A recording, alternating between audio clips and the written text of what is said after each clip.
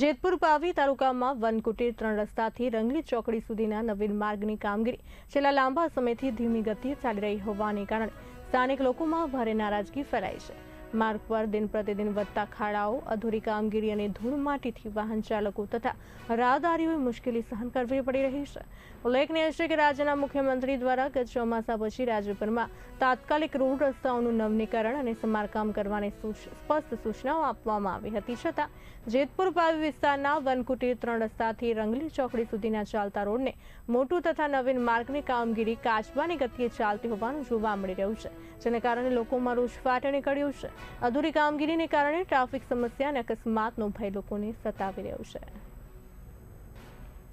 ઘણા સમય જૂની સમસ્યા એવું કહી શકાય, એવી સમસ્યા આપણે વનકુટીર ચોકડીથી લઈ મોડાસર ચોકડી વચ્ચે રંગલી ચોકડી થઈને જે રસ્તો આજથી 4 મહિના પહેલાં એનું ચૂંટાયેલા પ્રતિનિધિઓ દ્વારા ખાતમુહૂર્ત કરવામાં આવ્યું, પરંતુ જે એની કામગીરી ચાલુ છે એ બિલકુલ મંદ ગતિએ ચાલી રહી છે અને એ કામગીરી વધુ અને થોડી ઝડપી કામગીરી થાય, કારણ કે જો અગર 3 મહિનાની અંદર ચોમાસું આવે છે અને જે ડાયવર્ઝન છે એ માટીનું રેતીનું ડાયવર્ઝન બનેલું છે, એ ડાયવર્ઝન ટકવાનું નથી અને જો એ ડાયવર્ઝન તૂટશે ત્યારે ફરી પણ આ જ રસ્તો ઉપયોગમાં લેવાનો છે। ત્યારે સરકાર અને સરકારના પ્રતિનિધિઓને વિનંતી કે તમે આ ડાયવર્ઝનની અંદર જે ડાયવર્ઝન તૂટવાનું છે ત્યારે આ રસ્તાનો ઉપયોગ થશે અને આ રસ્તો એવો છે જે 2-2 ફૂટના ખાડા છે અને તમે ખાતમુહૂર્ત કરો છો પછી ક્યારે પણ એની મુલાકાત લેતા નહીં તો એની કામગીરી ઝડપથી ચાલુ થાય અને ચોમાસા પહેલી આ કામગીરી પૂર્ણ થાય અને આ કામગીરી જ્યાં સુધી શરૂ રહી ત્યાં સુધી જે ખાડા 2-2 ફૂટના પડેલા છે એનું પેચવર્ક કરવામાં આવે અને જો આ કામગીરી ચોમાસા સુધીમાં ના પૂર્ણ થાય અને ડાયવર્ઝન ફરી તૂટશે ત્યારે થોડા દિવસ પહેલાં વડા તલાવ ખાતે જે રંગલી ચોકડીથી લઈને મોડાસા સુધી જે રસ્તા રોકો આંદોલન થયું છે એ જ રીતનું અહીં પણ આંદોલન કરવાની અમારે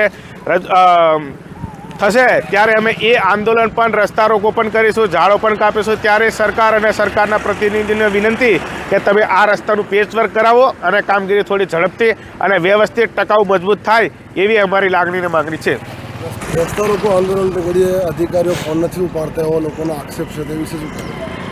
અધિકારી એ પણ સરકારના પ્રતિનિધિ છે અને ચૂંટાયેલા પ્રતિનિધિ છે, એ જનતાના પ્રતિનિધિ છે। ત્યારે આ રસ્તા માટે નહીં પ્રતિનિધિ જાગતા કે નહીં કોઈ આ જે લાગતા વળગતા અધિકારી પણ કોઈ આ રસ્તા બાજુ નજર નાખવા ત્યાં નહીં, કામ ચાલે છે ત્યાં નજર નાખવા ત્યાં નથી, કારણ કે આ રસ્તાની અંદર ક્યાંક ને ક્યાંક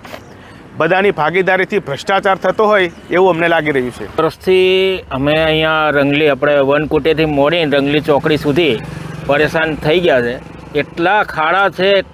છે કે 10ની ગતિ પર ગાડી ચલાવવી જોઈએ, એથી જો વધારે ચલાવો તો તમે સ્લીપ ખાઈને પડી જાઓ અને કોઈ પણ